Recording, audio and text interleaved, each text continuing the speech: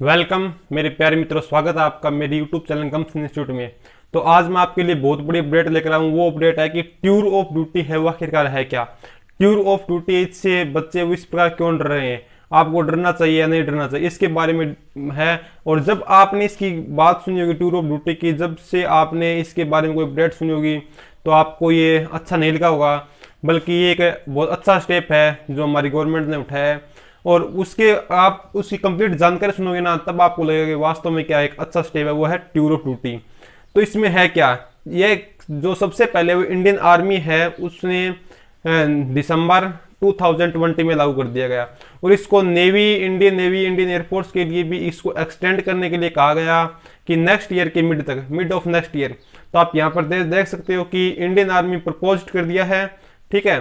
और it should be extend in Indian navy, Indian air force in the mid of next year, ठीक है। यानी कि इस साल के मध्य तक आपको क्या इसमें लागू कर देना गया है। और दिसंबर में इंडियन आर्मी ने, तो ये मई से है वो जो इंडियन आर्मी इसमें टूर ऑफ ड्यूटी वो स्टार्ट हो गया था। अब है क्या इसके बारे में मैं बात करता हूँ, ठीक। मेरे प्यारे मित्रों, मैं आपको बताता हूँ कि टूर ऑफ ड्यूटी है क्या एक्चुअल में। टूर ऑफ ड्यूटी है क्या, ठीक है। टूर ऑफ ड्यूटी है वो आपके इस एग्जाम में लागू नहीं हो सकती साहब, आपके ऑनलाइन एग्जाम जो अभी हुए हैं और जो अब जो एनरोलमेंट आने वाली उसमें। क्यों? क्योंकि टूर ऑफ ड्यूटी है उसका अर्थ क्या है, टूर ऑफ ड्यूटी है उसका जो मेन मकसद ये लिया गया कि इंडियन डिफेंस है, Indian army, Indian navy, Indian air force और आपकी जो सेंट्रल पुलिस है ना उसके लिए लागू किया गया है। कि उसमें इंडियन आर्मी में क्या लिखा गया है, आर्मी में लिखा गया है कि कोई यूथ है, कोई भी यंग है, यानी कोई भी जो बच्चा है वो क्या कर सकता है, 3 इयर्स के लिए इंडियन आर्मी में वॉलंटियर सर्विस दे सकता है। वॉलंटियर सर्विस यानी स्वयं इच्छुक क्या है, अपनी सर्विस है वो दे सकता है ओनली फॉर 3 साल के लिए, ठीक है। इसी प्रकार जो अगर ये 3 साल के लिए देता है अपनी सर्विस है, अगर ये बच्चा अपनी सर्विस 3 साल के लिए देता है तो आपको क्या करना होगा कि इसके अंदर आपको जो फिजिकल है वो पूरी प्रोसेस क्या होगी, कंप्लीट करनी होगी, पूरी प्रोसेस कंप्लीट करनी होगी।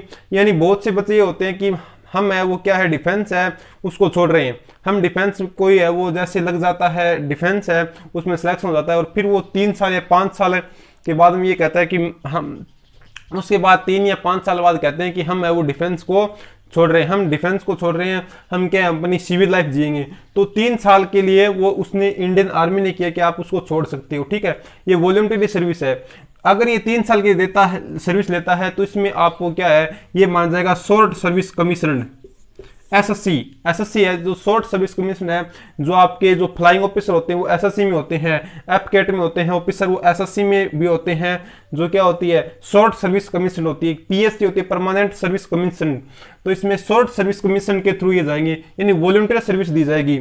अब अगर ये बच्चा 3 साल बाद अपनी डिफेंस छोड़ रहा है तो उसको पेंशन वगैरह कुछ भी नहीं दी जाएगी, कोई भी मिलिट्री की यानी मिलिट्री सर्विस कोई नहीं दी जाएगी। तो एयरफोर्स में क्या किया है कि हम क्या करें, 5 साल और 10 साल और 15 साल के लिए कर रहे हैं, 5 इयर्स, 10 इयर्स और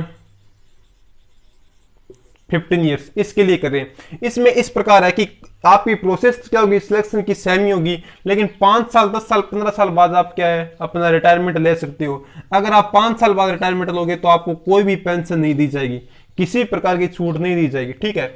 अगर आप 10 साल के लिए दे रहे हो तो आपको बहुत ही कम, यानी न्याय के बराबर, यानी बहुत इससे थोड़ी ज्यादा यानी छूट दी जाएगी। अगर आप 15 साल के लिए दे रहे हो तो आपको इसमें 50% जो है, जो आपका जो मेन परमानेंट कमीशन है ना उसका 50% आपको क्या दी जाएगी, डिस्काउंट। इसमें हर चीज पर जो भी सर्विस होती है मिलिट्री की रिटायरमेंट के बाद, वो 20 साल जैसे आपका ये परमानेंट कमीशन है उसके है वो कितने 15% दी जाएगी, ठीक है। और इंडियन आर्मी है इसमें जो सीडीएस है विपिन रावत है, तीनों सेनाओं कमांड है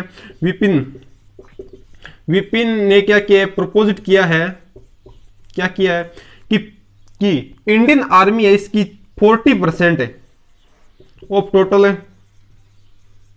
जवान से, यानी इसकी 40% है। यानी कि फिर अपन कह सकते हैं टूर ऑफ ड्यूटी जाना चाहिए, टूर ऑफ ए ड्यूटी से।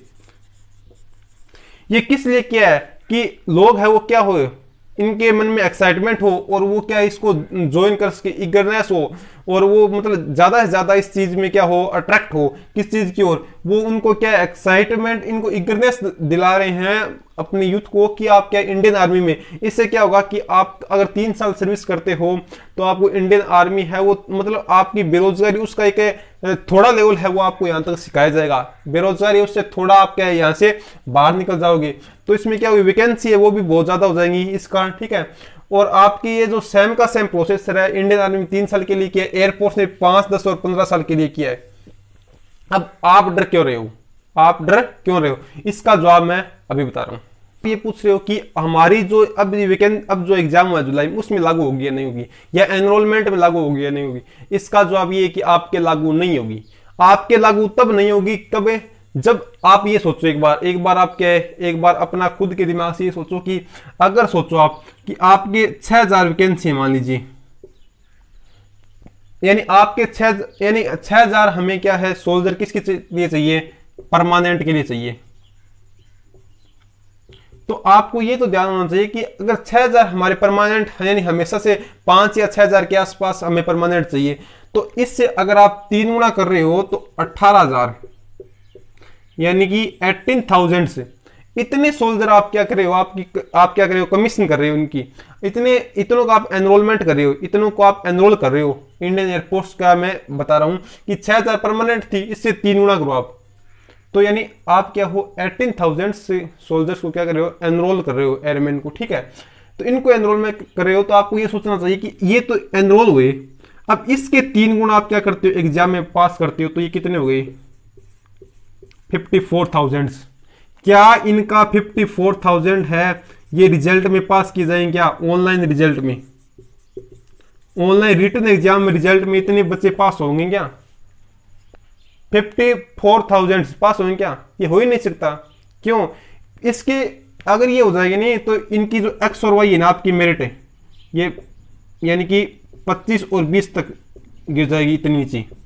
सोच लो एक बार, कल्पना करो कि आप इतनी नीचे गिर जाएगी, फिर ना तो एग्जाम का लेवल रहेगा, ना बच्चों का लेवल रहेगा, ना आपके जो एनरोल होंगे उन कैंडिडेट का कोई भी लेवल नहीं रहेगा। इस कारण ये इस प्रकार नहीं होगी, ठीक है। जहां तक मैंने है वो कुछ अनुमान लगाया है या किसी से पूछताछ किया है, तो जो एयरफोर्स में है उनसे किसी से पूछताछ की है, तो उनका अनुमान यही है कि जो आपके स्टैंड बाई है ना, स्टैंड बाई में जो होते हैं, स्टैंड बाई में होते हैं वो क्या होंगे, tour of duty, tour of duty के थ्रू उनको क्या किया जाएगा, एनरोल किया जाएगा। टूर ऑफ ड्यूटी के थ्रू आपको क्या किया जाएगा, एनरोल किया जाएगा। यानी आपकी जो परमानेंट कमीशन है ना वो तो होंगी ही होंगी, आपकी परमानेंट कमीशन है वो तो होंगी होंगी। अब आपको क्या किया जाएगा, स्टैंड बाई है ना बच्चे, जो बच्चे स्टैंड बाई में हैं और जिनको मतलब आपको क्या है आउट कर दिया जाता है एनरोलमेंट के थ्रू, जब आप एएससी या एटीएस में जब भी आपकी क्या होते हैं एनरोल होते हो, तो ज्वाइनिंग के टाइम आपको क्या किया जाता है, आपको आउट कर दिया जाता है। लेकिन इसमें क्या स्टैंड बाई है ना, स्टैंड बाई के जितने भी कैंडिडेट होंगे उनको टूर ऑफ ड्यूटी के थ्रू क्या किया जाएगा, एनरोल किया जाएगा। यहां तक मेरी जहां तक है वो सोच थी उसके हिसाब से मैंने बता दिया है कि ऑनलाइन रिजल्ट में इतने बच्चे पास कैसे करेंगे। वो अगर इतने पास भी कर दिए तो इतने का फेज 2 पता है वो कितने दिन चलेगा, फेज सेकंड सोचो आप कितने दिन चलेगा। अभी आप है वो कितने 17,000 से वो क्लियर कर रहे हो, तो भी आपका कितने दिन चलता है, तो भी आपका 15 दिन ले लेते हैं। फिर आपका इनके मेडिकल देखो कितने कितने कितने, ऐसे थोड़ी हो सकता है। एनरोलमेंट की बात करूं मैं, एनरोलमेंट है उसमें आपको ये टूर ऑफ ड्यूटी लागू नहीं होगा। क्यों, क्योंकि अगर आपको टूर ऑफ ड्यूटी लागू होगा तो आपको ये तीन गुणे क्या चाहिए, यानी मल्टीपल ऑफ 3 में क्या चाहिए आपको, कैंडिडेट चाहिए। यानी कि कम से कम मानो तो आपको ये नहीं 2 गुना मान लो आप, ठीक है, तो भी आपको क्या है 12,000 चाहिए। लेकिन हमारी एनरोलमेंट है इसमें जो मेडिकल जो फिट है, जो मेडिकल फिट है वो लगभग क्या है 7,000 के क्या मैक्सिमम है, इतने क्या मेडिकल फिट है। तो आप ये वैकेंसी कहां से लाओगे, इतनी ये कहां से लाओगे। ऐसा कुछ भी है नहीं टूर ऑफ ड्यूटी में जो आपके क्या है गलत लगता हो, क्योंकि टूर ऑफ ड्यूटी में क्या बताया गया है कि मतलब यानी कि आप इनको ध्यान से पढ़ो। मैं ना वो डिस्क्रिप्शन में लिंक दे रहा हूँ 2 साइटों का, एक हिंदी में होगी एक इंग्लिश में, आपकी जो मर्जी वो पढ़ लेना। उसमें विपिन रावत है, उन्होंने जो प्रपोजल किया है उस पर सीधा सीधा लिखा गया है कि यानी हम एक शॉर्ट सर्विस कमीशन के थ्रू है ना, जितने कैंडिडेट उनका 40% है वो ले रहे हैं, जितने कैंडिडेट उनका 40%। उसमें विपिन रावत ने क्या कहा है कि विपिन जो रावत उन्होंने क्या प्रपोजल किया है, ठीक है, विपिन रावत ने क्या प्रपोजल किया, विपिन जी रावत ने, कि इसमें अपन 40% है ऑफ टोटल जवान्स कहां से लेंगे, एसएससी से, यानी शॉर्ट सर्विस कमीशन बोल दो इसको या फिर टूर ऑफ ड्यूटी बोल दो, ये हम इतने से लेंगे, ठीक है, ये हम इतने से लेंगे 40%। अब एयरफोर्स, ये सेम सिस्टम एयरफोर्स में होगा। एयरफोर्स की बात करता हूं मैं यहां पर, एयरफोर्स में यहां पर XY कितनी वैकेंसी है, मान लो करो कि इसके 40% निकालो, 2400 कैंडिडेट हुए, 2400 कैंडिडेट है ना, 2400 कैंडिडेट, इनको किसके लिए दिया जाएगा, इनके लिए शॉर्ट कमीशन होगी एसएससी की। और ये जो बाकी के 60% है ना, 3600 बच्चे, और 3600 जो कैंडिडेट है इनका जो एनरोल होगा, 3600 कैंडिडेट का, ये सिर्फ किसके थ्रू होगा, आपका परमानेंट कमीशन के थ्रू होगा, जिसमें आपको क्या है 20 ईयर्स की, 20 साल की आपको क्या देनी होगी, सर्विस देनी होगी, ठीक है, 20 साल की आपको सर्विस देनी होगी एयरफोर्स में, ठीक है। और ये कोई है ना, कोई नया टर्म नहीं है, इसके लिए टर्म कंडीशन अलग है। स्टैंड बाई के हो सकते हैं ना बच्चे, वो एसएससी में आ सकते हैं, यानी शॉर्ट मिशन कमीशन में। और ये टूर ऑफ ड्यूटी है ना, ये कोई नया टर्म नहीं है। क्यों नहीं है, क्योंकि ये एयरपोर्ट्स के अंदर जो एफकेट का एग्जाम होता है ना, एफकेट का, वहां पर आपको एसएससी भी मिलेंगी और पीएससी मिलेंगे, ठीक है, एसएससी मिलेंगे और आपको क्या है, पीएससी मिलेंगे, शॉर्ट सर्विस कमीशन और परमानेंट कमीशन। ये यहां पर भी होता है, यहां पर इनकी 5 साल की सर्विस होती है, किसी की 7 साल की सर्विस होती है, ये यहां पर सब कुछ होता है, ठीक है। तो ये कोई अलग टर्म है नहीं।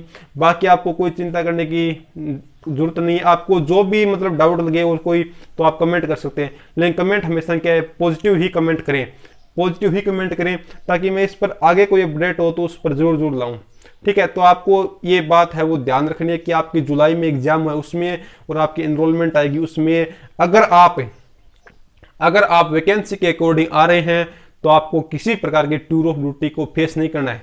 अगर आप स्टैंड बाय में है, वेटिंग होता है जिसको नाम कहते हैं अपन दूसरा नाम, तो तब आपको टूर ऑफ ड्यूटी में आप क्या है, इंक्लूड हो सकते हैं, वरना वैकेंसी है उनके हिसाब से आप एनरोलमेंट में एनरोल होंगे, वो भी परमानेंट कमीशन के रूप में, तो आपको किसी प्रकार की प्रॉब्लम नहीं है। और बाकी आगे जो आएगी ना, उसमें आपको वैकेंसी है वो परमानेंट कमीशन की और शॉर्ट कमीशन की अलग अलग होगी। जैसे एफकेट में होता है तो आपको क्या है, जब आप फॉर्म अप्लाई करते हैं तो आपको पता होता है कि शॉर्ट कमीशन कौन सी है, परमानेंट कमीशन कौन सी है, तो उसमें आप अपनी स्वेच्छा अनुसार क्या कर सकते हैं, अपना वो फॉर्म फिल कर सकते हैं। तो अभी तक इसमें कोई भी टूर ऑफ ड्यूटी उसके रिगार्डिंग आपको कोई भी टेंशन लेने की जरूरत नहीं है, क्योंकि हर चीज़ है वो मैंने एक्सप्लेन कर दी, इस प्रकार से है। बाकी कोई कचरा फैलाने की इसमें कोई बात है नहीं, जो है वो यही है, एक्चुअल है, रियल है, वो यही है। सिर्फ इसमें बेरोजगारी है उसको देखते हुए कर रही है गवर्नमेंट, कुछ ये करे कि जो ज़्यादा से ज़्यादा बच्चे हैं वो क्या है, टूर ऑफ ड्यूटी के थ्रू जुड़े, उसके बाद में उनमें उम्मीद है तो वो आपकी काबिलियत के आधार पर आपको क्या क्या कर सकते हैं, वो डिजर्व कर सकते हैं परमानेंट कमीशन के रूप में। तो ये जो इसलिए क्या है, डिफेंस कर रही है। बाकी डिफेंस का इसमें कोई भी किसी भी तरीके का है वो कोई अलग अर्थ नहीं है। आपको बता दिया 40% इंडियन आर्मी ने कर दिया कि 40% जवान हैं, 40% सोल्जर हम कहाँ से लेंगे, हम लेंगे only for tour of duty से, और 60% अपने क्या रहेंगे, परमानेंट।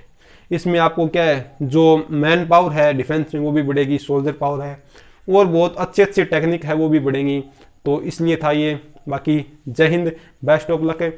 और कोई भी कमेंट है वो आप पॉजिटिव करिए। Is that quite okay?